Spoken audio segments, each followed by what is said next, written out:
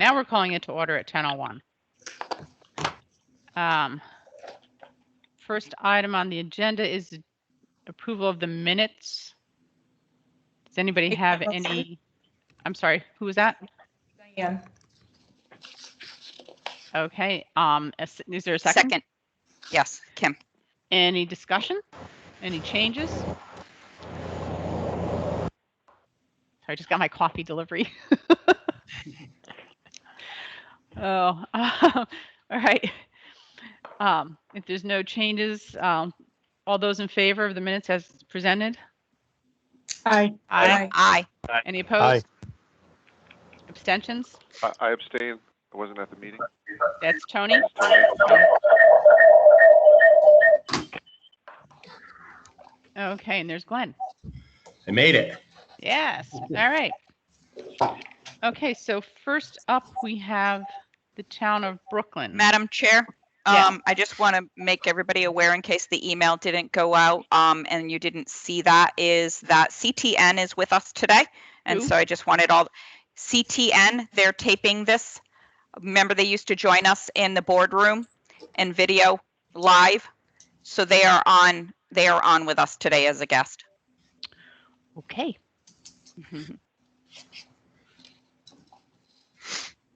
All right. So who do we have here from Brooklyn? I'm Stephanie Levin, the finance director, and Rick Ives. Okay, you want to bring us up to date on where you are? Sure. So as of the attachments that you received, that under our revenue, we were still waiting for about $180,000 in revenue. As of this morning, we are waiting for about maybe 40,000. We may be able to close that gap depending on some funding that we're waiting to come in to see if we came in, but all of our tax revenue at this point, I believe, has been recorded, and we got our match and pocket grant, which was $63,000 that we were waiting for. Quite a bit. We did about $88,000 in tax collection over the last week, so that's where we are with revenues. Okay. And we are still working in our expenditures. We still have payroll to finish up. That's the majority of the expenditures out of the one that was left. We just did the 1 week last night, and then we have 3 more days to pay out of, and then we should be all set with expenditures. Okay, how are you doing with your WPCA's accounting system?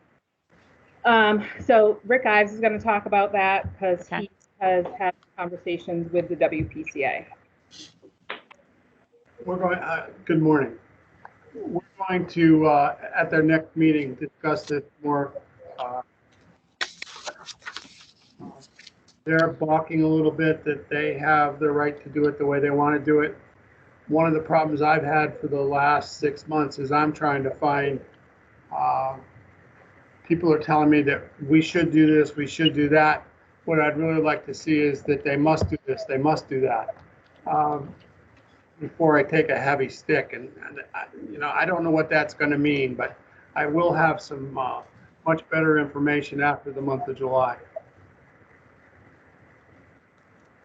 Okay. Excuse me, they have an audit finding in this area, correct, Stephanie? Yeah, just because we're monitoring it, but we don't really have any control over the transactions that are happening. So in order for the town and the entire town to remove an audit finding, then you have to be in compliance. Yeah. Right. So that's the discussion that I think has to happen with WPCA to tell them that we need to do this. The WPCA is who? How are they appointed? They're under the under the selectmen, the board of selectmen. Okay, so there should be no issues. They should, under that direction, they should be. But they're an authority, not a commission. Yeah. That authority gives them autonomy that no one other commissions have. Yeah. They set rates, They set rates, they do everything. The town has nothing to do with it other than we're the backstop if things go wrong, and that's part of the issue. Even the finding in the audit is suggestive, not punitive. So But who appoints, the problem, who appoints the members of the authority? the Board of Selectmen do, and that's why I said that perhaps what I have to do is replace people. Hmm. I'm trying to avoid that, but that may be necessary. Because that's really my only control. And they don't have any funding. It's all raised on their own. Only by rate makeup, which they do. The only funding, the only involvement that we had was a USDA loan about 5 or 6 years ago, where to make that loan work, the town had to sign to guarantee in the event that they couldn't pay. So it shows you that we're a legal backstop for them.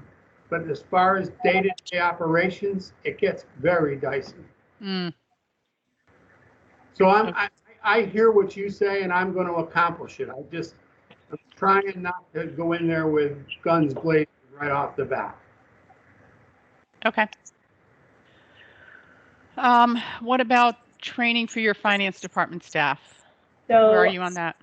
So you had, the commission had recommended looking out at the GFAO website for their trainings and all that. So I reviewed all of that. I sent those links to my staff and said, take a look at the workshops that are being offered in the near future. Bring me a proposal of anything you would be interested in doing, and then I would go to the first selectman and the superintendent to support appropriate training. So they've been working on doing that. One of my staff members has submitted to me a request to attend a virtual webinar for a week in August on internal governmental accounting. It's the first week of August. So I just have to, it hasn't made it yet to the superintendent to ask her yet, but it will get there. And then I'm waiting for the other two to review and let me know if they would like to attend. That's great. Yeah. All right. How you doing with the fund balance policy? That will be on the agenda for the next scheduled Board of Finance meeting so that we can talk about that. We've been in the throes of getting an approved budget for June, so that has been my focus for the last month, but it is planned for the agenda for their next meeting, hopefully July or August. Are you giving them a draft policy to consider, or are they going to start from scratch? I'm giving them a draft to review, and then Okay. they can make edits and have discussion about it. I will tell you that they're in agreement to have one. We just have to agree on the language. Understood. Okay. All right. John, do you have any questions? John Schuyler. You need to unmute yourself, John.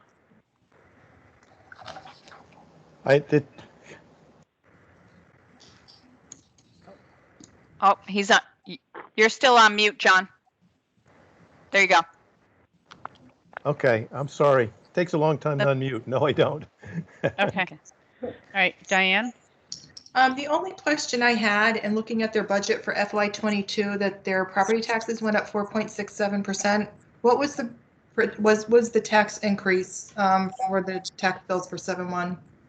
So we had a revaluation in Brooklyn, and so there was a significant increase in assessments, 13% approximately. So our mill rate is actually going down for fiscal year 22, but because of the reevaluation, it's averaging about, I think it was a 0.9 mill increase overall, and so that's why the taxes went up, is because their assessments went up. So did you have the 0.9 mil increase? Were you able to bring that back to an equivalent of what it would be for the average taxpayer? I didn't. If I understand your question, we went up about 660,000 in expenses. almost all of that was, most of that was paid for by increase in taxes. Okay. That was the reason for the increase in taxes. We didn't use any fund balance. We had slightly higher revenues, but other than that, it was increased taxes. Okay, thank you. Mike? Stephanie, I just had a question in regards, I'm looking at the 2020, 2021 budget report printed as of June 22nd, and the Board of Ed line item is showing a budget balance of about 1.4 million. I imagine certainly a good portion of that or some portion will be worked down, as you close out the year. But for the balance that isn't spent, what ultimately is going to happen with that money? It's being returned to the town. It is. Yeah. Okay. Yeah. We are estimating that, I don't believe at the time that I printed this report, the balloon checks for the teachers had been recorded yet against the appropriation. So that made up, that payroll alone was almost $1 million. Okay. We anticipate that there'll be about probably 150 or so returned to the town from the school. Or not appropriated, not needed. Okay. All right. Very good. Thank you. You're welcome. Becky? No, I have no questions. Tony? I have a question on the 22 budget. Okay. The human services and the civic and cultural increase for 22. Was that related to bringing back programming from as a result of the COVID pandemic? Partially. So the human services, they increased what we pay them by over $10,000 for the coming year. They haven't made an adjustment on what they've requested from the town. Sorry, the health department hasn't made a request in quite some time from what I've heard over this past budget season. So they have a significant increase just in their request. And then in the civic and cultural, yeah, we had quite a few. Last year, we did not approve some of the requests from a youth services bureau. They had requested quite a bit of money last year that we said no, we weren't going to do because COVID. We didn't know what kind of programming that they would be able to provide, not knowing what the future held for this past year. This year, we allowed that to come back into the budget, and it was approved on Monday night. Okay, thank you. Are you part of a health district? Yes. Yes. Okay. Glenn? My only question was going to be on the proposed 21-22 budget with that increase in property taxes, just to ask what the collection rate was that was based off of. 98.5% collection rate. Is that about where the town has kind of consistently come in? In most years, yes. This past year, we did a little bit less of a collection rate because we weren't sure how COVID would impact taxes. We are a quarterly tax paying town, and we just weren't sure how that would be impacted with COVID, but we were pretty successful this year. We collected more than what we anticipated, and so we went back to the 98.5 for this budget. Thank you. Mm-hmm. Kim? Yes. Stephanie, you had mentioned that when you were talking about, I'm looking at the budget to actuals for fiscal year 21, and previously you had mentioned that you thought at the end of the fiscal year you were projecting a 550K ahead of budget, and so that excuse me, and that included a 300,000 from revenue and 250 from expenses. Are you in line with that projection still, or do you have a new one? We have a new one. We're actually, Okay. we're actually a little bit ahead of that. And so can you give me a number? Yeah, just shy of 600,000 is what I did as of yesterday. It'll change a little bit again today. Part of it is we had an amount that's was approved by LoSiP. So there's some effect that doesn't show in that budget yet, but when we're all said and done, I'm about 600,000. Very good. Also, moving on to the FY22 budget. We do have your budget, but we don't have a list of assumptions on any of these. So we did hear today, about the mill rate increase, the collection rate. What about salaries and benefits? What type of assumptions are built into there? So sorry, go ahead. Yep. No. And then the other item is, are you getting any additional state funding this year? And was that included? So I'll answer the first question, salary and benefits. We were still in negotiations. We're actually waiting for contracts to be ratified. Tonight, I believe, is the last one to be ratified. We did, in our budgeting proposal to the town, we built in what we anticipated raises would be into a contingency fund so that we were able to cover any increases of those contracts. So that should be all set. Benefits-wise, we are changing carriers and we're actually saving money on insurance this coming year. Our rates went down 8% from where they were with our current carrier. We're going to Connecticut as of July 1. So that was for salary and benefits. And then, I'm sorry, what was the second? So what was the rate? What was the rate increase though for salary that you built into the budget, even though you put it into a contingency line? Well, I don't think we want to ask that because. Oh, okay. Yeah. Because of the but collective what bargaining. did you agree on in your negotiations? Thank you. 2.25%. Thank you. Yeah, that's pretty much average. Okay, perfect. That's what I just wanted to cover. And the last would be the grants. So we have just received from the Municipal CRF grant. We did receive our first 1.2 million in the bank end of last week. So I immediately moved that into its own account. We're going to account for that separately, keep it out of the general fund. And so far, what we have received to date as far as that most recent one. We did receive about a little over $80,000 mid-year that we used for paying for public safety. We also received about 60,000 in pilot money. We're going to receive 60,000 in pilot money that we did not reflect in the budget because we weren't sure at the time. Right. In addition to what we already received, which is very good. So let me ask the ARPA money. What are you guys, how are you planning to go about determining what you'll spend it on, or have you already done that?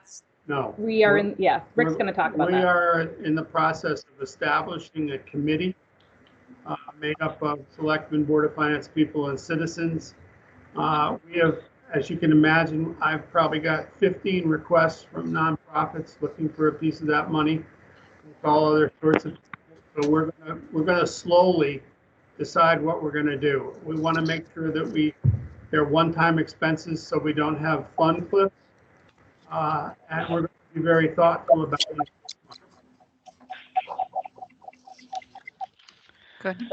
Okay. And I had one more. Let me go back. No, I'm trying to find my different things on the screen here. Let's see. The interfund accounts.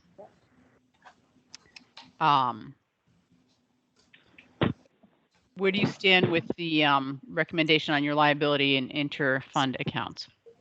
So I have one of the finance assistants and I are working on this together, making sure that we have accounted for either making transfers if we needed to between the bank accounts, if that's how it needed to hit, or making adjustments and just making sure that those are cleaned up for end of fiscal, or that we at least know what they are if they have to roll over a little bit. And it says your notes say you're going to separate your cash accounts. Oh, yes. So that is So like our Parks and Rec activities account needs to be pulled out of the general fund, and then we won't have the issue of the interfund for them. And school grants are going to be pulled out. We actually already have a checking account for that, or a savings account for that, sorry. It just hasn't been utilized, so I need to make sure. I wanted to get to the end of the year and make sure that what I was putting into those bank accounts was an accurate amount, taking into account all of the transactions that have to happen before June 30th. So do you think you're still on target to resolve all that by September? Yes, I'm hoping earlier than that. Okay. All right. Anybody else have any other questions? Okay. So just giving you guys some information, Rick and I thought that it would be prudent to let you guys know that I am going to be leaving Brooklyn, Oh, going to a school district closer to home. To inform you, I'll be here until mid-August, and we have already started the audit process with King & King. So I'm trying to get them as close as I can to being all set and ready to go in the fall when King & King comes back. okay. Has the position been posted? It has been posted. Okay. It's been posted for about 2 weeks now, but we have not gotten any bites yet. So if anybody wants to come to Brooklyn, the job is available. Stephanie, do you know if that's been posted on Connecticut GFOA? I don't believe so. I was talking to the superintendent about it yesterday, and I recommended that she put it out on Indeed. She has not yet done that, but I'll see her again tomorrow, and I will let her know that we want to put it out on GFOA. Yeah, I think that's where you're going to get some, you'll hopefully get people with relevant experience from there. Right, yeah, we have it out on CT REAP, but I think it needs to be a little bit more municipal than. Yeah, look at CCM as well and CASBO. Yes, I already sent it out to CASBO, so it's on there. And I actually emailed it out to our listserv through there. I'm just writing this down so that I remember tomorrow. Okay. We have two problems that I perceive, or people perceive. One of them being it's a combined position, and that presents problems no matter where you put it, because you're usually only talking to half of them, and we found that it's difficult to get people to make that leap. The other problem we have realized is that our salary may not be competitive, and we are attempting to make it competitive. So hopefully with the combination of those two things will candidates. Okay. Well, Stephanie, good luck to you. Thank you. Yeah, I don't have Okay. a question. I just have a comment. I thought that the town really prepared themselves well for that, and we're going to be sorry to see you go. We all are, trust me. I've been very happy in Brooklyn. The commute has been a little bit, and my heart is with school district. And I would really like that. It was just a career move for me to be 15 minutes from home in the role that I really love.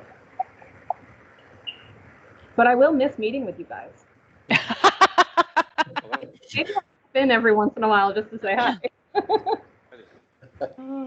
Don't do summers, right?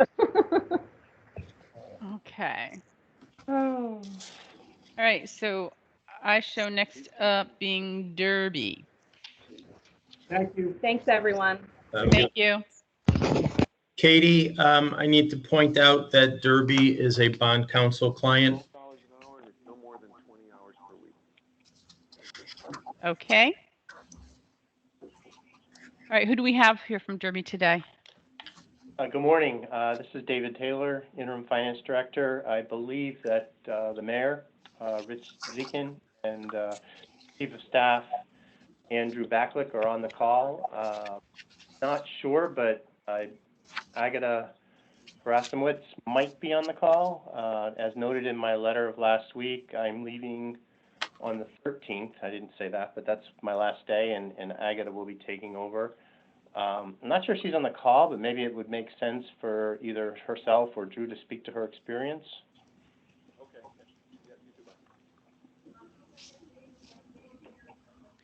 Are they here?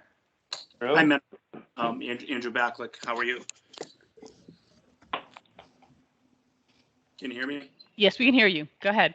So, as David mentioned, we have engaged David as the interim finance director through a third-party company, Robert Half, over the last 6 months or so, and he's done a great job bridging the gap here between our previous interim and our new hire of a permanent finance director, Agatha, who begins her employ here on July 6th. David will be here for a transitional period for a week after that, just to do a proper handoff. And then just while I've got your ear, in addition to that, we've got the Board of Aldermen and Alderwomen have approved a position that has previously not existed in the city, and that is a deputy finance director position as well. So on top of the much more robust salary we've devoted to a finance director, we also have a new second tier position within the finance office that will ensure that some of the issues we've been having from a timing perspective and deliverables will no longer be in place. So we look forward to that. Yeah, I saw that in your response to us. I think that's a good move. So, let's start with the self-insurance fund. You're going to continue to account for it in your general fund, but you established a reserve. Yeah, as noted in my letter of the 25th, we did establish the reserve in obviously the F20 was still open due to the audit being still open. We went ahead and established that reserve in the F20 final numbers, and you'll see a designated fund balance in the report that I submitted to you for today as a beginning balance in the general. We've not used that money at this point. Yep, but you're not going to segregate it. I know accounting wise, it's you're allowed to do it in the general fund, but you don't see any value in having a separate fund. I'm sorry, I'm not following your question. We have. I don't. Sorry, my governmental experience is weak. Okay, so I think it's a minor point that I just don't understand. I'm sorry. So you account for your self-insurance through the general fund, which is allowed. Someone's got a dog. But you can also have a separate fund for the self-insurance activities. And I'm wondering why the city is not going in that direction. Sorry, I can't. Previous.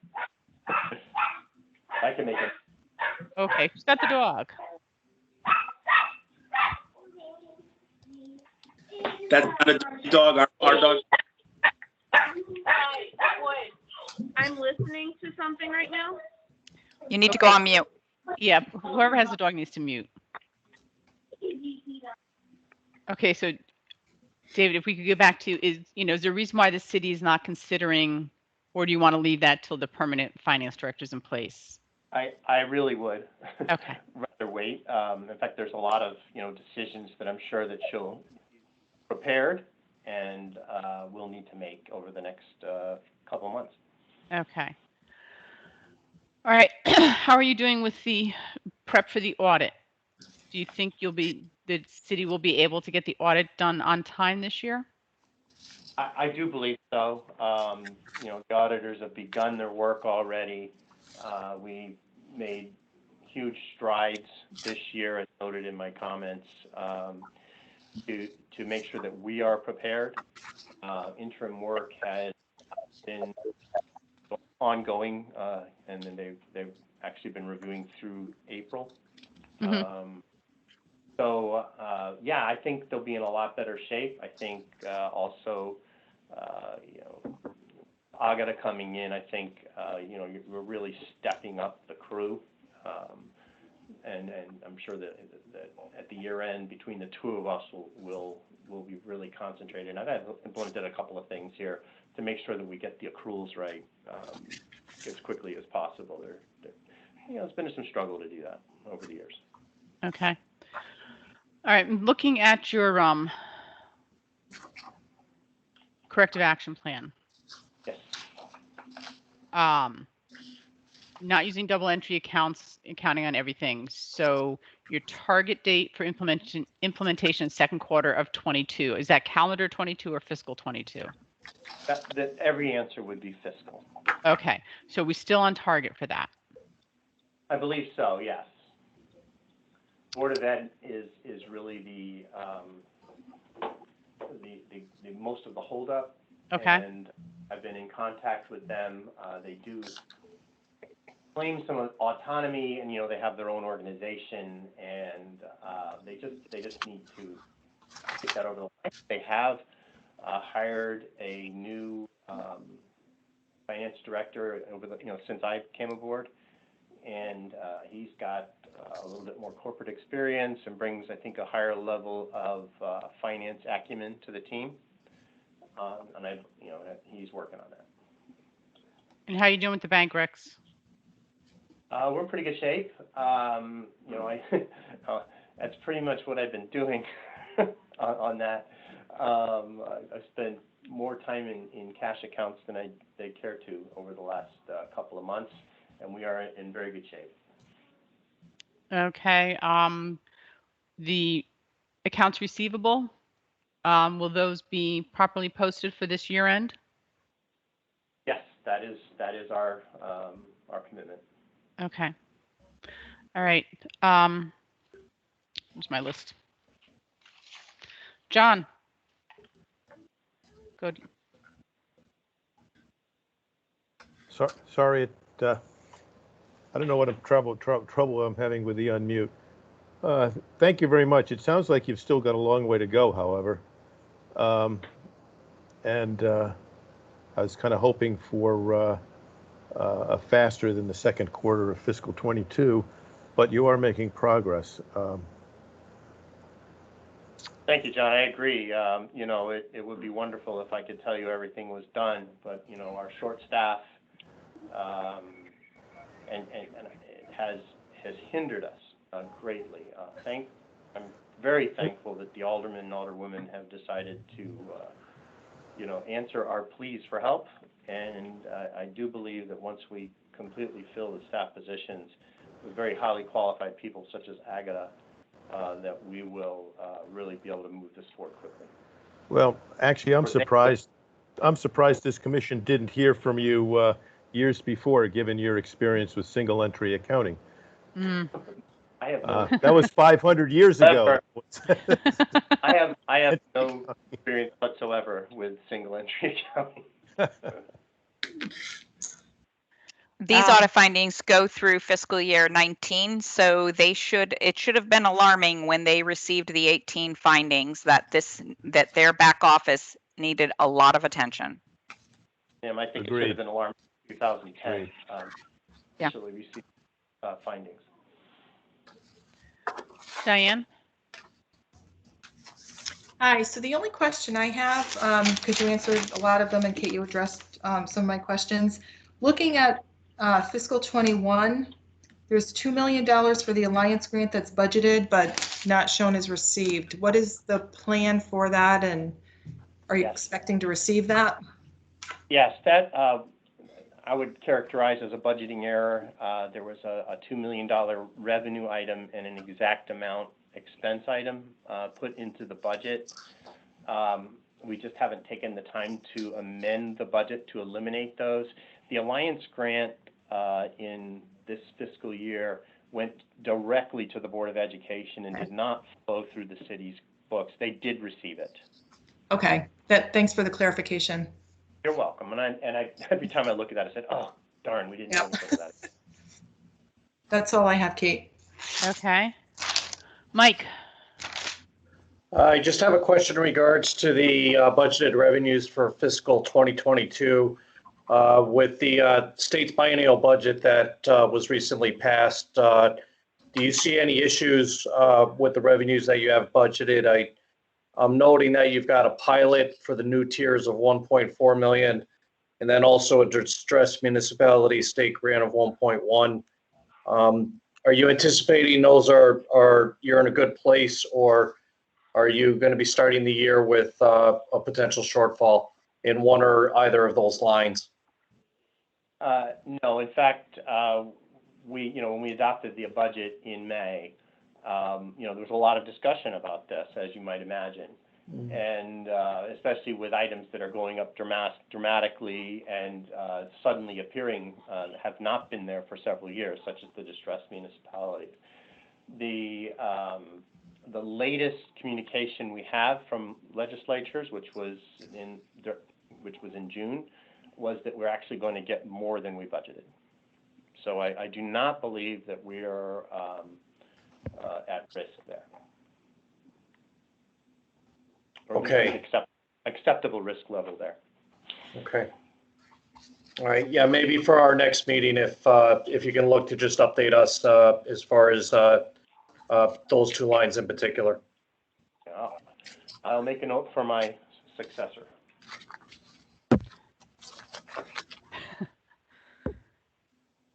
Okay, you good, Mike? Yep. Thank you. Becky? Not a question, and probably more a note for you to pass on to Agatha and your elected officials. But if the market holds up through the close of markets today, likely your pension plans are sitting on a very nice investment return.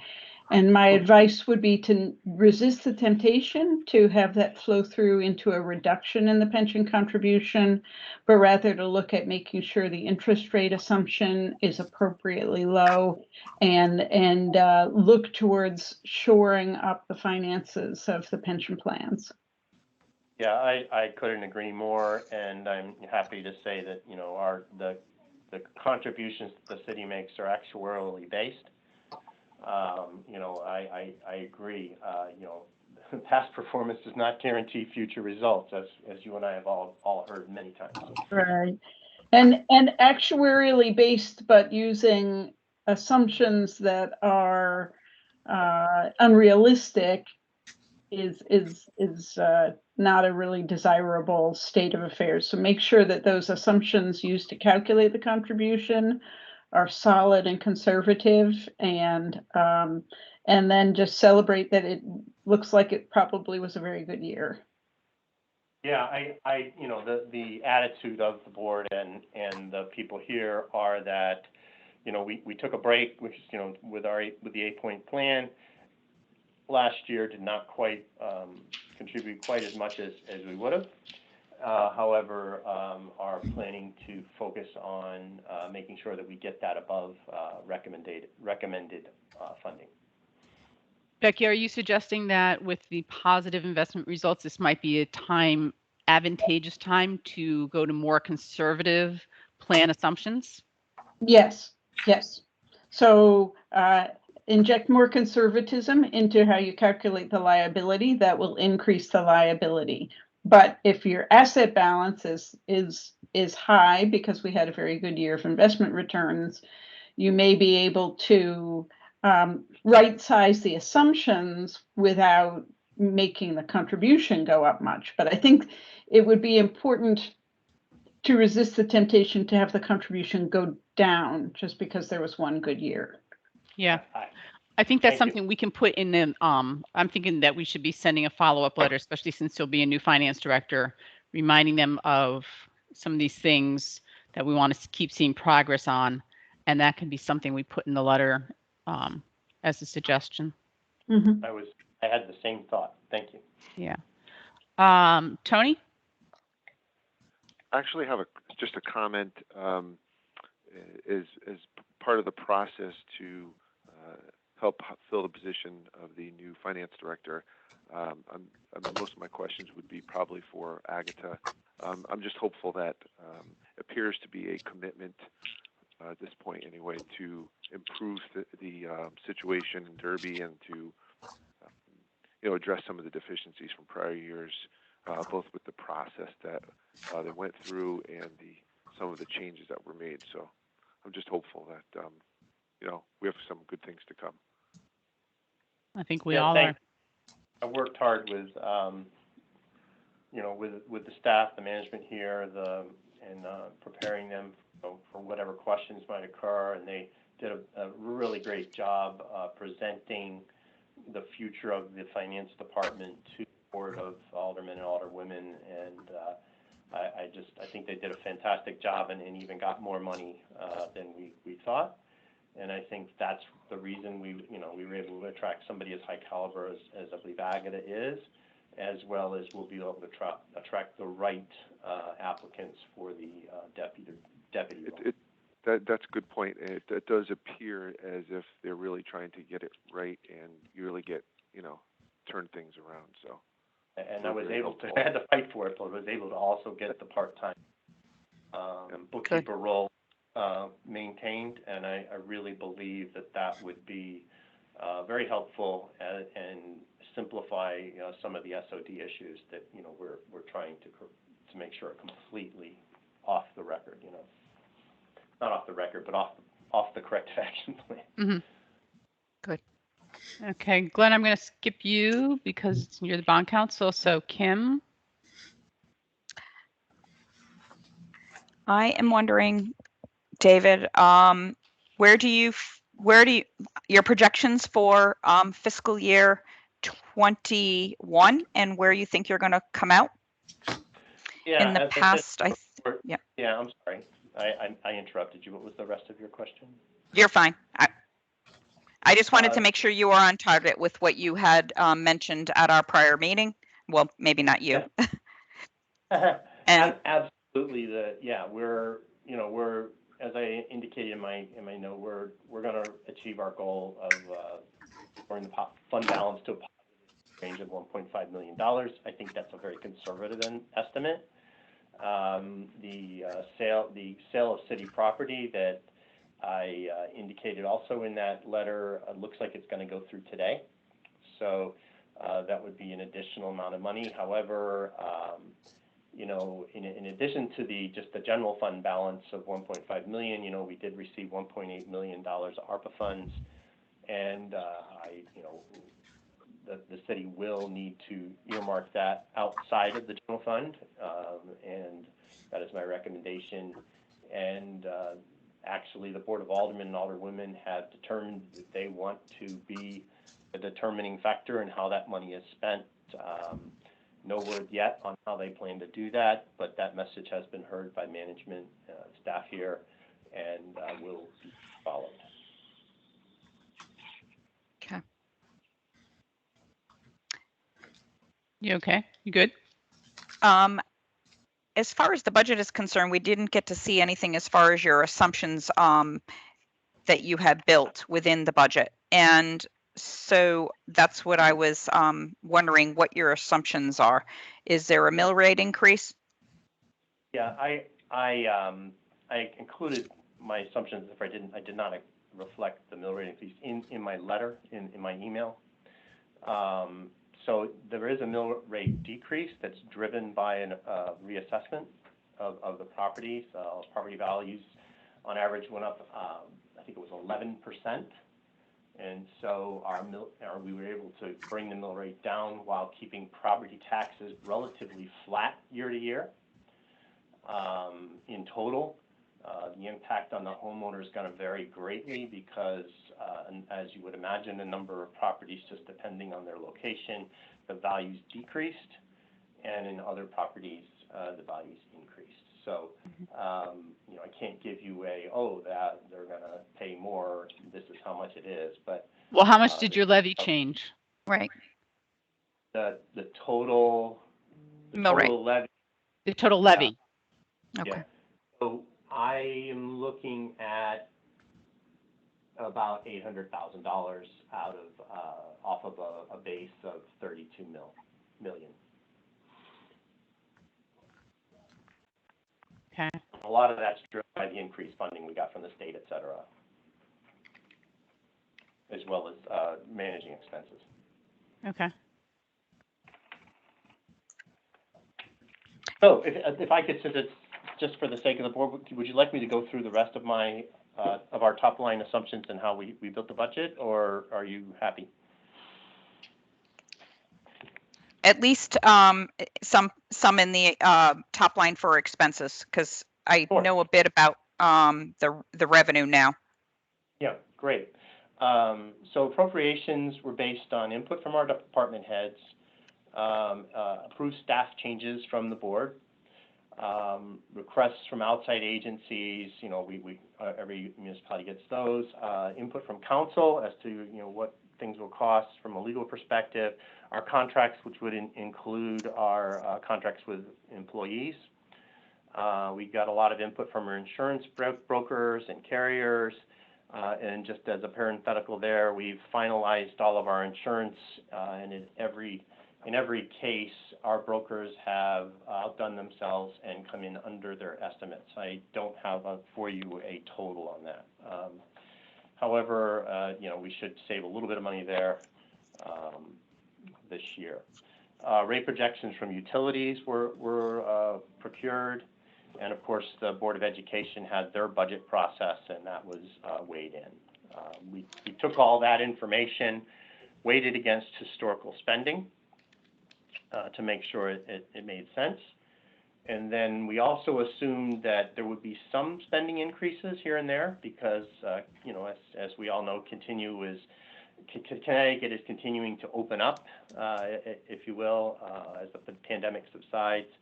And we've reflected some increases there in the budget. For example, some of the costs for our field house, we anticipate will go up as people actually use it.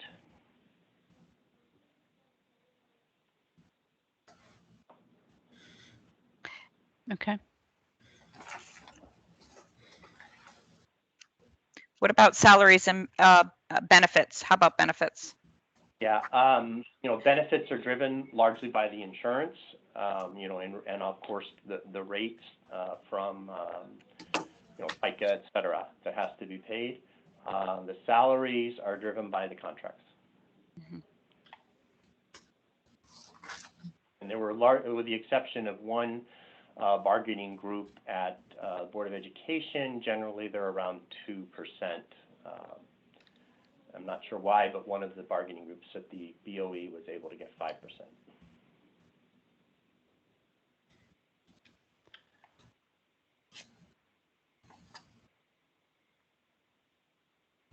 That's all for me. Okay. Okay. All right. You answered my question on ARPA already. All right. Unless anybody has anything they want to circle back to. Okay. All right. Thank you. You should expect we'll send a follow-up letter to the new finance director on some of these things. Just reiterating, the suggestions and following up on others. Mm-hmm. But thank you very much. Thank you. Kate, one more thing. Go ahead. The date that we plan to receive the audit, it is important for this group to know for FY20. Yes. Based on our letter. Yeah, I sent an email this morning, and I apologize. It was based on a meeting that we had late last night with our auditor. Again, I apologize for the lateness of that. We've been working very hard with them. So we are looking at the auditors that are completing their work this week, and they're actually drafting the report as we speak. And they believe that by the time they get through their compliance they're saying that by the time they get through their compliance reviews and internal reviews that they do, they will have it filed by the 15th of July with OPM. Okay. Okay. All right. Thank you. Oh, you're welcome. And again, I was trying to say that it's been very interesting working with this group. Very much a learning experience for me, and I appreciate it. Thanks. Thank you, David. Do we have people from Hamden here? We do. Okay. Let me just. pull This is up. Scott Jackson, the Finance Director. I believe we have Mayor Lang on as well. Hi, Can Scott. you hear me? Hi, Mayor. Yes, Yes, we can. Okay. Good morning. How are you? we're good. Is there anything you want to update us on before we start going through our questions? I would love to just tee it up, and we're trying to find that balance between too much narrative, not enough narrative, too many numbers, not enough numbers. Hopefully, we'll get closer. Globally, updating is from our last time together, which I think was early May, the 5th. Camden's finances are continuing to strengthen. Fiscal 21, our budget estimates are holding strong that were reported last time and continuing to show some further progress and an expected surplus that's larger than that was reported last time. Director Jackson will detail that further as we go on. We had a revaluation process, which I think was also discussed and was put in as our grand list for fiscal 22. It was a strong revaluation that saw a grand list increase. In fiscal 22, the budget has obviously been approved, but I wanted to just mention a little bit because I would call it the most structurally balanced budget that we've had in probably 5 to 10 years. It is a strong budget. It is conservatively estimated. It is based on multi-year actuals. It is the second year of a fund balance restoration that's included in the budget and funded, and it was supported fully by our legislative council. We actually funded our pension fund this year at 101% of ARC, and second year of being 100% in the history of the town. And the FY22 budget does not contain any ARPA revenues. It does not contain even a fraction of any grant reimbursements or other reimbursements that have been in previous budgets that were not guaranteed. Funds for our medical account were increased in the fiscal 22 budget over fiscal 21, even though in the fiscal 21 budget, we're anticipating a multi-million-dollar medical cost savings, and that's experienced in real time.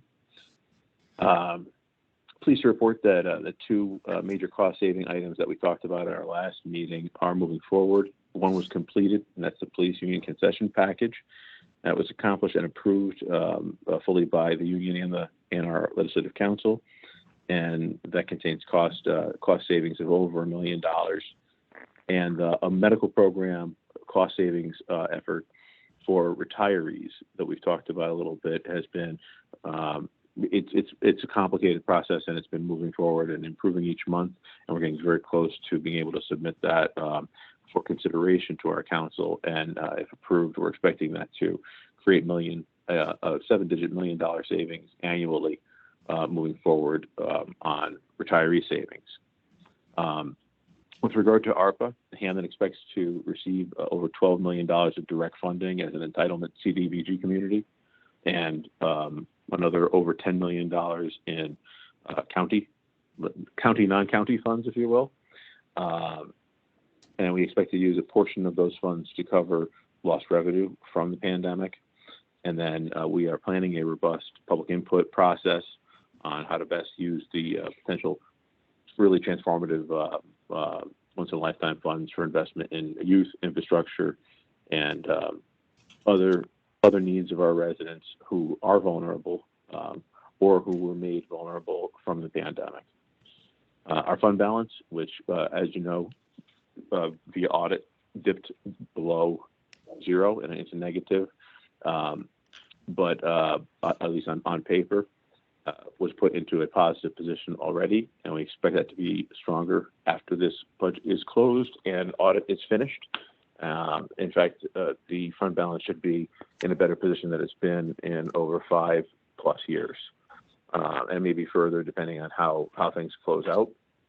And moving forward, the fiscal 22 budget contains the exact same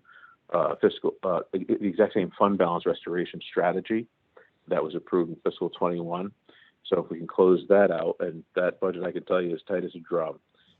If we close that out similarly to how we did fiscal 21, or as we are closing fiscal 21, the fund balance should once again double in its status when we close the fiscal 22 budget. Hammond did well with the state, and we're very appreciative to the governor and to the legislature for the efforts that were made to deliver an additional $4 million to Hammond in state revenue. Three-quarters of which was pilot. And in the pilot reform, our pilot dollars actually doubled, and we also received additional education funds. The revenue estimates in the 22 again are just very conservative, and I encourage you to take a look at the comparatives of year over year. I think that the board will be pleased based on our earlier discussions. And I'll be so bold as to say that I think that the fiscal 22 budget's revenues will actually realize higher dollars in actuality than in previous years when from time to time it was the other way around. And with that, I'll pass it over to Director Jackson for some statistical information and some dollar data. Thank you, Mayor. You stole a lot of my thunder in terms of what you already reported. Our current year, we are looking at going from a negative $2.3 million fund balance to a positive number. I'm comfortable in putting that positive number conservatively at $5 million. Oh my gosh, thank you, God. That's great. Yeah, I mean, that was my feeling as well, and I just want to thank both of you. It has been really a tremendous year. Most of those savings come from the areas that you would expect, the big numbers. Debt service, we overfunded in FY21, and we will overfund again in FY22 based upon the council's past budget for the purpose of fund balance restoration.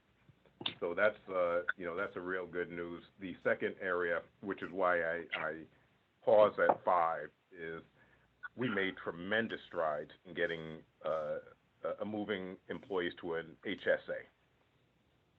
And so the savings have been tremendous, not only because of the HSA and folks having greater decision-making option about their healthcare options, but we don't have a ton of long-term experience in it. So trend line analysis is a little bit tough.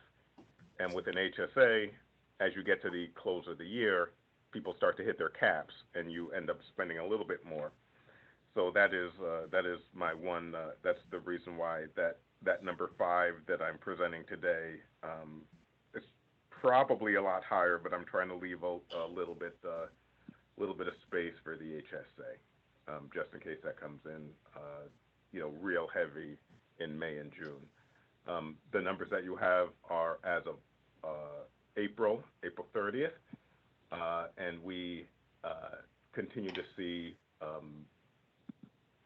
continued improvement on those numbers. As you've seen, as of April 30th, we have brought in 95.4% of our revenue, but we've only expended 81.5% of our expense lines. And so, again, the big actor in that is the medical self-insurance, which our consultants and our analysis say is running really well.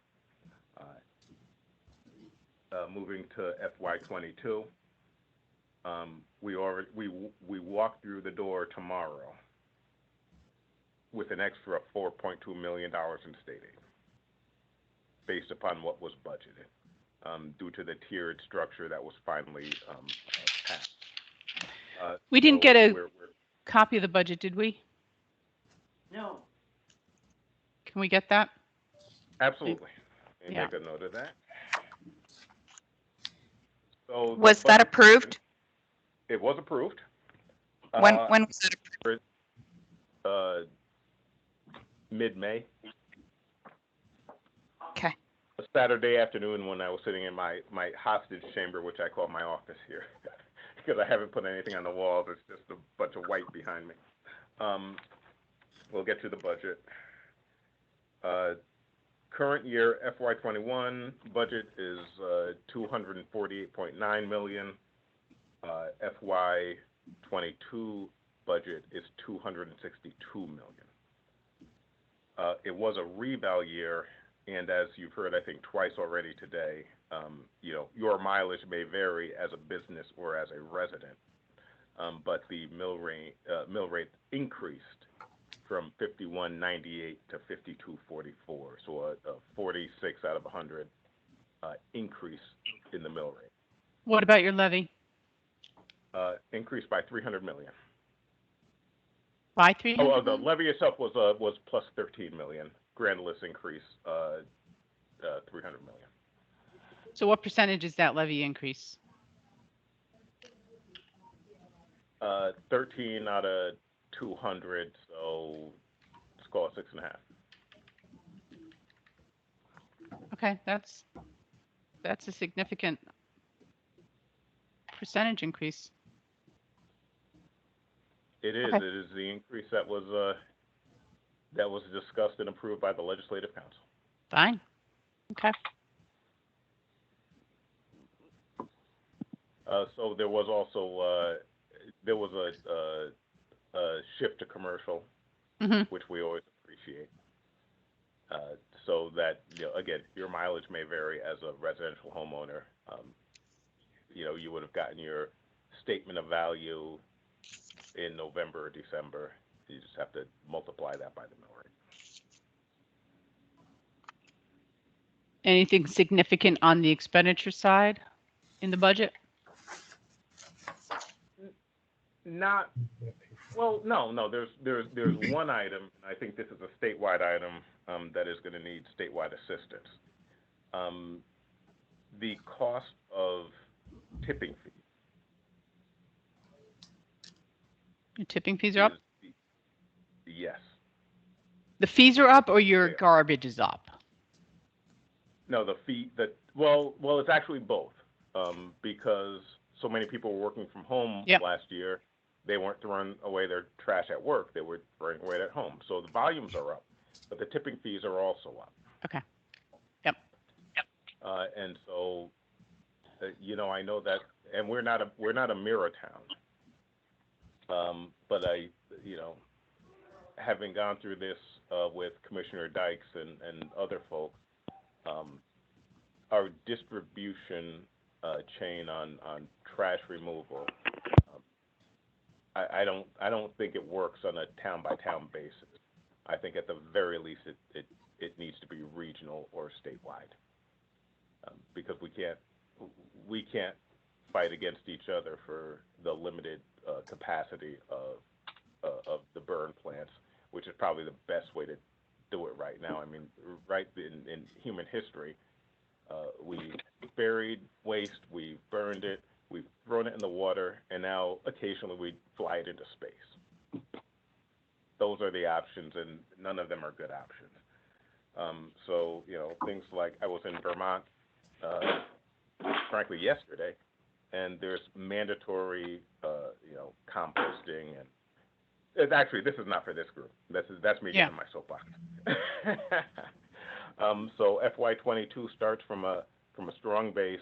We have continued our, as the mayor said, we have continued our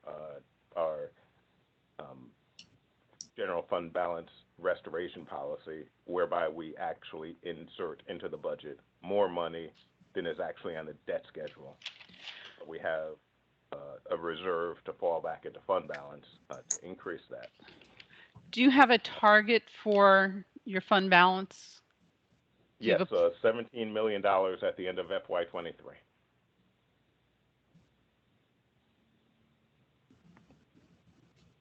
And is there an actual fund balance policy in Hampden? There is not an approved fund balance policy, because frankly we have never had a fund balance of this significance. We will probably, once the audited numbers come in, we will probably have the largest fund balance in at least a generation in the town of Hampden. But as a percentage of your budget, that's still a pretty small fund balance. It is. It is, and so what the goal is, but it's not captured in policy. What the goal is 2 months of expenditures. So that's obviously a floating number based upon budget and experience. So your goal is 2 months of expenditures? That's correct.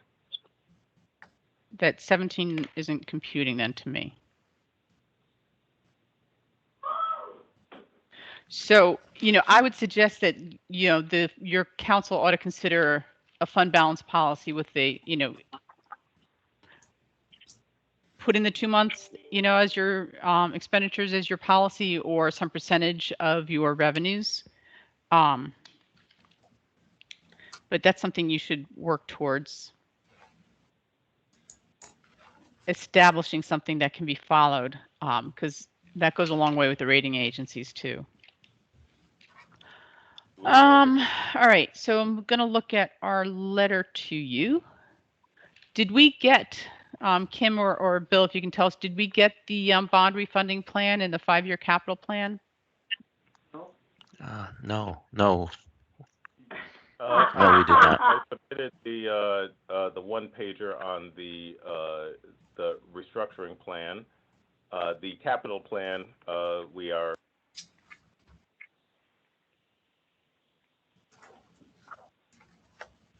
We're what? We wanted to see your 5-year capital plan. Kate, I think submitted. We can make sure that we email that up right today. The last approved plan was 2 years ago, 18 months, 2 years ago, and we have an updated version that's going to council within the next 30 days. Okay. Kim, you were going to say something? I was going to mute everybody and ask the members to come back to stop the background, but that's okay. I can hold. Okay, you talked a little bit about ARPA. Did we get the 2020 management letter? Oh, I think that was in the packet. Yeah. Yes. Yeah. Okay.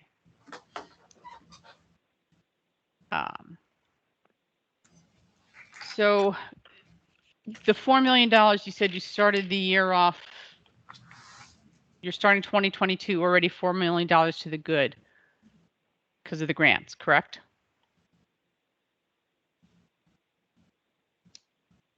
Okay. Did we lose Hamden? I'm in seconds to see if we. I had to unmute myself. Okay.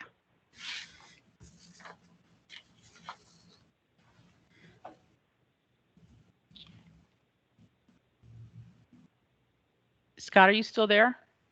I'm here. Okay. The $4 million, you said you're over the estimates in your state grants already? That's correct. Do you have plans for that? No. Okay. Okay. Yeah. There was something I highlighted in your revenues. I got to find it. The rent, miscellaneous other rent. Your budget for fiscal 21 was $369,000. You took in almost $3 million. What was that about? That was bond premium. Okay. Okay. And so that's essentially what, at least on paper, covered the $2.3 million deficit from last year. Okay. Looking at your management letter, I was a little concerned about the capital projects that you didn't transfer you didn't reimburse the general fund in fiscal 20. Can you explain anything there? That is actually before my time, so I can't speak to the sort of logistics behind that. But the town had been quite aggressive in moving over those funds, closing projects, and we decided that we were not going to be in that business. It didn't necessarily set right with the rating agencies. Okay. So we really curtailed that process. Okay. And since we haven't gone to market in some time, there are really limited funds to transfer. All right. In the education grant fund, the issue of the fringe benefits not being requested, has that been addressed? It has been addressed. Okay. The ice rink. What's going on there? $90,000 deficit in the fund. We continue to own the ice rink. We went to a company to operate it. Mm-hmm. And so the operational costs in any given year are about $475,000. And based upon the stipulations that we make, they can sell ice time for about $225,000. So since this is the third year, the auditor took it on as something to identify based upon sort of historical information.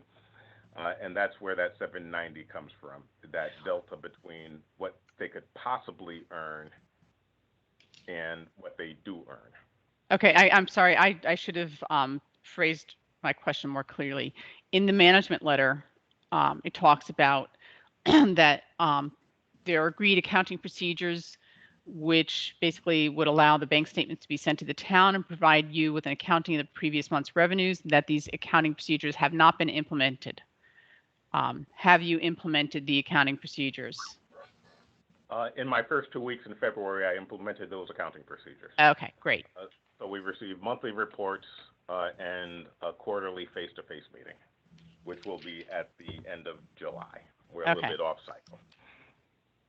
All right. And Madam Chair, this is Mayor Lang. I just wanted to add on to the ice rink piece, two little pieces of information.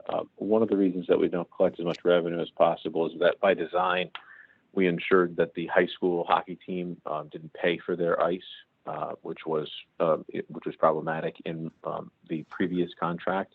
And also, we restricted the rate for our youth hockey organizations, which also was a loss of funds. We're hoping that they would still balance out with the sale of the other ice and realize that that wasn't going to happen.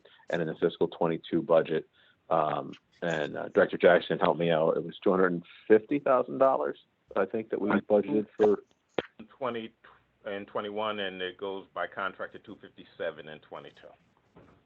And we budgeted that for 22 in the operating, right? We did. So that was the first time that we actually budgeted in our operating budget direct the cost of the management fee. So that's paid ahead as opposed to, fingers crossed that we sell the ice to ensure that we'll be able to pay down that debt in short order. Okay.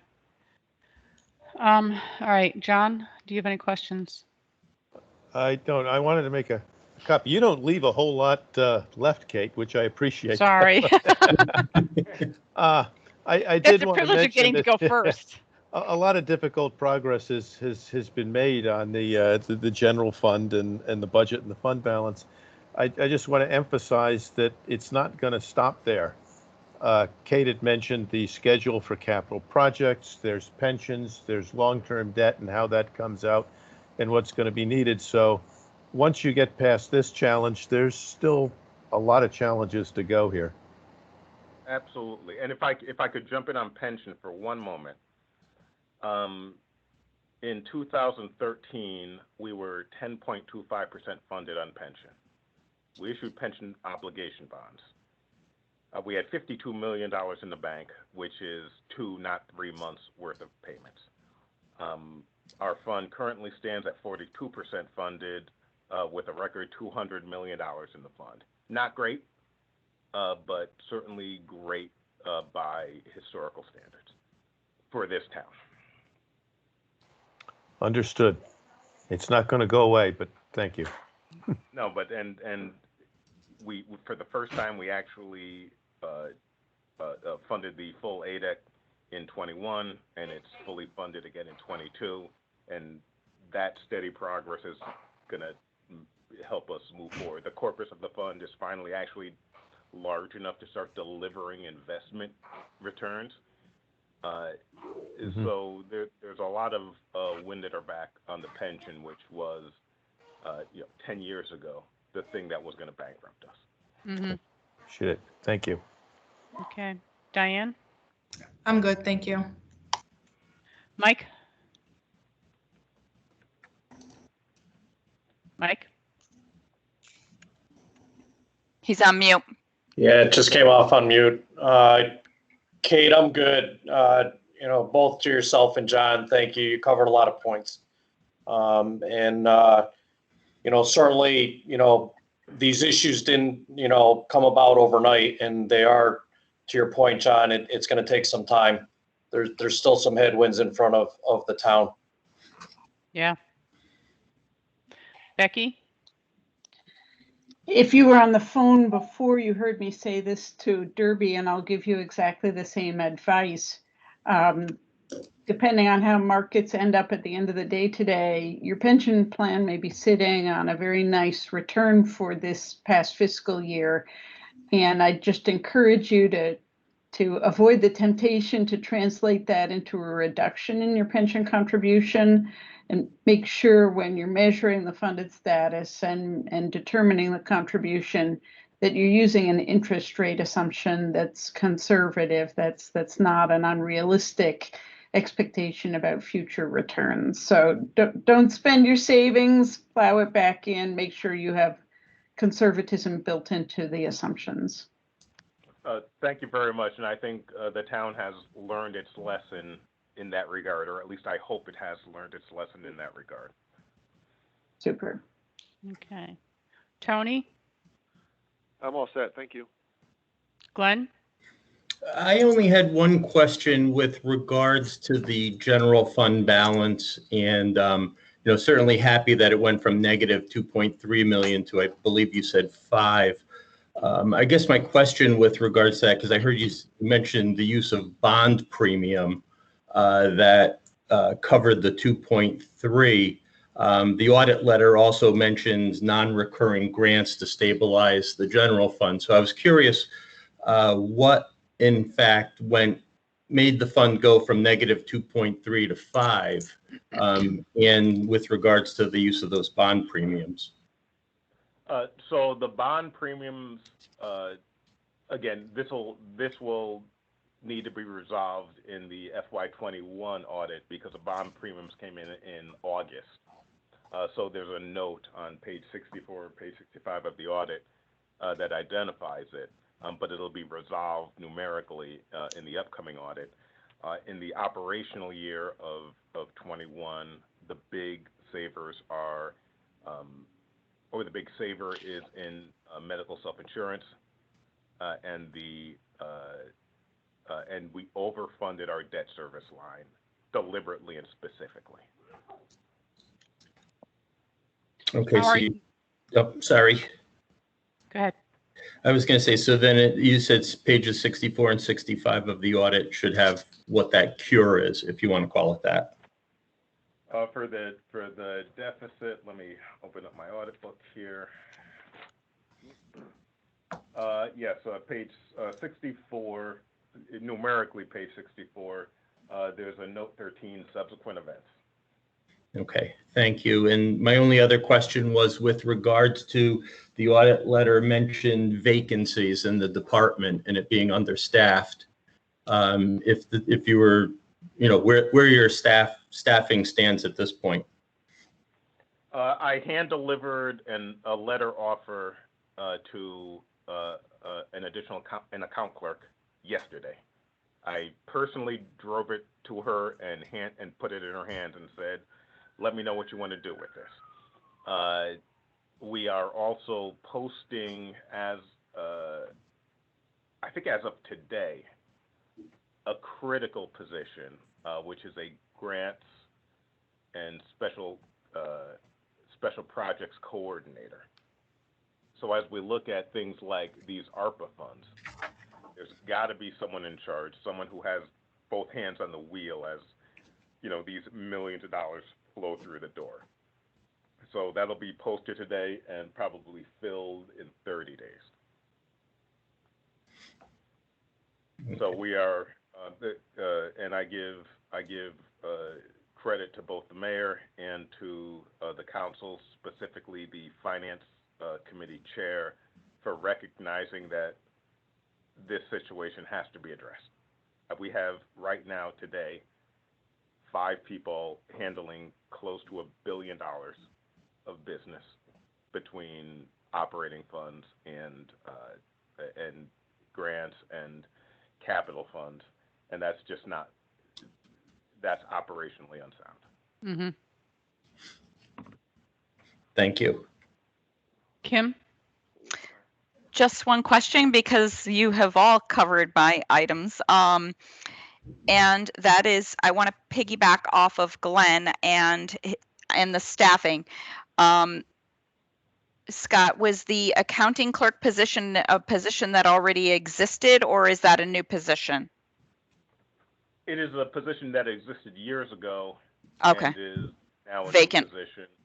Or it was eliminated from the budget, and it was restored to the budget this cycle. Okay, so will that person? It's available tomorrow. Okay, will that person be addressing the reconciliation items that's not grant related? That is noted in the audit findings. Yes. Well, Okay. There will be a distribution of duties. Another thing that we've constantly had problems with because of limited staff is segregation of duties. So we will sort of parse out duties as necessary to maintain a sufficient level of segregation. Very good. Can we quickly go back to that premium, the bond premium? What is your plan for the use of it? There is no plan for use of it. It ended up in the general fund as miscellaneous revenue, and it just falls to the fund balance, which will be reconciled in the next audit. Glenn, is that legal? I would look to your tax certificate in the bond issue that gave rise to the premium to see what the thought was in spending that. Well, and our bond counsel has signed off on this. Okay. All right. So Anything else? The 2020 transaction. Okay. Thank you very much. Thank you. We look forward to seeing you next time. Thank you very much, everyone. Okay. We have an update from Ellington.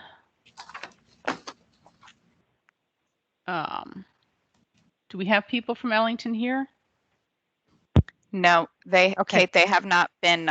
Ellington nor Plymouth have been asked to attend, as they've been pretty much steady as you go. Yeah. So does anybody have any issues that they want Unless to we raise with felt- them? Right. Anybody have issues with Ellington or Plymouth? Okay.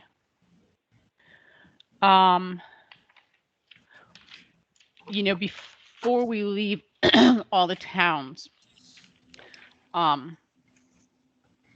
Bill, I think we do want to send another letter to Derby, reiterating the things that were in the previous letter for the new finance director. I'd like to see Becky's comments on the pension plan included in that. Right. And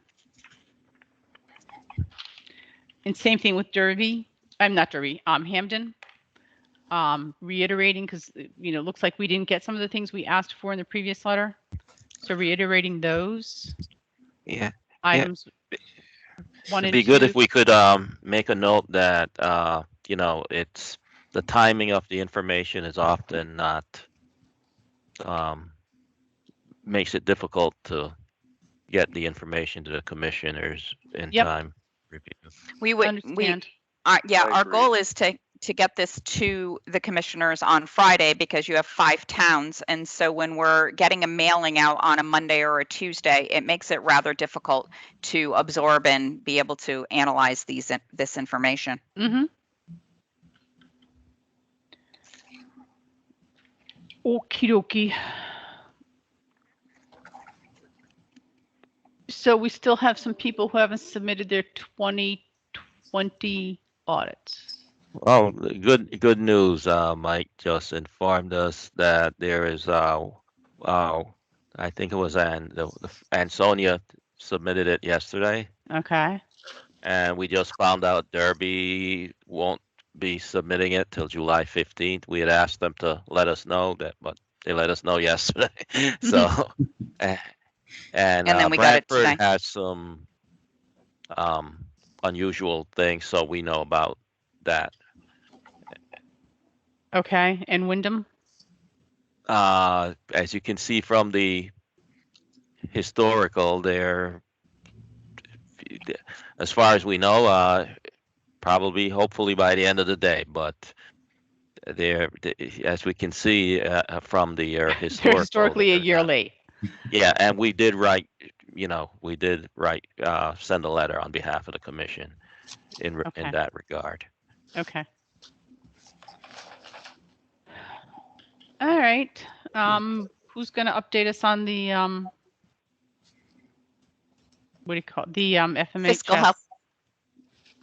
The we can as a team collective, we're continuing to make progress in this on this portal. I think it was greatly received, and we really didn't get any complaints. We also received a lot of kudos on the first phase of the project. We are working closely on getting ready for the second phase of the project. We are still in the testing part of it, but we should be closing down on that in the next week or two, and then we would then schedule after Bill and I will do one more run from all of the changes of the testing, and then we will then look to our beta towns to get a review, which would be the MFAC members, and create a time for us to come together.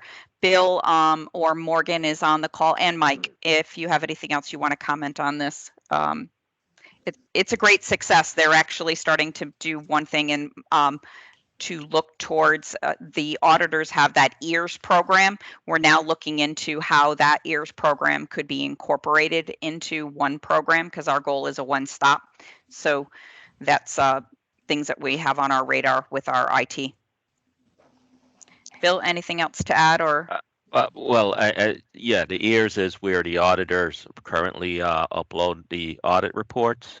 So rather than have the budgets coming through from the municipalities being uploaded, and then we're looking to incorporate everything into one system, which should, as Kim indicated, a one-stop shopping in terms of anyone being able to look at the budgets and the audits from the same municipality all in one place, as well as some other fiscal data demographic data that we plan to include eventually into the new FHMS system. And as you know, we opened it up to the appointment of auditor and the budgets, submission of the budgets, and I think Morgan, if she's on, she could probably give us an update how many municipalities have submitted those items. We gave an extra 30 days for the appointment of auditor just because we opened up that, asked them to submit through FHMS, and that was a little bit late opening that up. I don't see Morgan on, but I can Mike? just give a quick update. For auditor appointment, we've got, I believe, about 145, so it's about 85% have already submitted. And for budget, we've had about 100, 101 already submitted, and that's about 60% of all municipalities. Yeah, and there I think the due date is July 1 or 30 days after the adoption of the budget. So that that may not be done. They still have time to submit that. Yeah, Yep. but it's a lot of progress so far in that. Yep. Good. Okay, other business Naugatuck, planning to issue POBs? Yeah, Bill or Julie, and I'll let you to one of you provide an update on Naugatuck. We met with Treasury as of yesterday. I can do a very quick. They had a special act 21-7 that was approved in June of this year. That allowed the borough to issue POBs in accordance with the POB statute.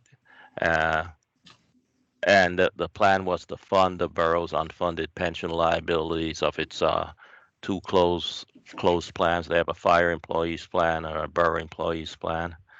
They needed a special legislation because they have an outstanding debt of approximately 30 million associated with a earlier POB that was done in 2003, 2004, and that was to fully fund those same two plans, but they've fallen below the 100%. I think they're anywhere from 70 to 80%, the last information they provided.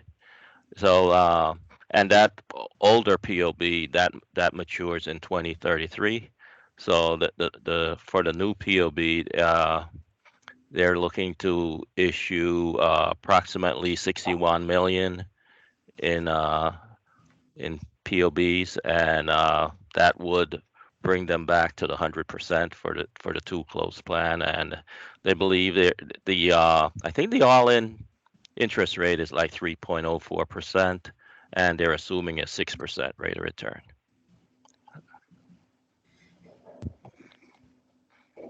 Okay. The other thing I see here under other business is the fiscal indicators. Yeah, we provided you a link. If you click on the agenda, in the past, we would provide you with that report. And so this is the report that goes out annually. It is a little bit behind schedule, but this is because it's the first time coming off of a homegrown database and moving into the fiscal health monitoring and reporting out of STARS. So it took us a little bit longer to create those reports in that report, which is a compilation of many reports. And but we're happy to know that it is now sitting in one automated database, so that we won't. I don't have to worry if Bill is not here and that we could not produce that. We can still be able to do this work, and because all those expertise was falling into Bill Plummer's hands, and now we have a homegrown system. So if you ever have leisure time and you want to take a look at that report, we didn't print it because it's very large, but it will give you. It is on the website and provide the same information as has in the past with a 5-year trend. Yeah, I'm looking at it now. Okay. I like the. It will make us appreciate what Bill's doing.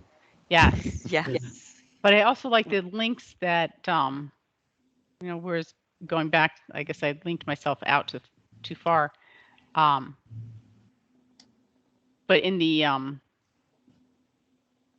the way you can link to the directly from the table of contents. Yes. Directly to the things that you want to see. I like that. Yeah, we're Good job. Definitely trying. Bill and his company, Bill and team. Okay. Anything else from the board? Then we need a motion to adjourn. So moved. Second? Second. All those in favor? Aye. Aye. All right. Opposed? Abstentions? Thank you all. Thank you, Kate. Thank you. Thank you, Kate. Bye-bye. Thank you. Bye-bye. Bye.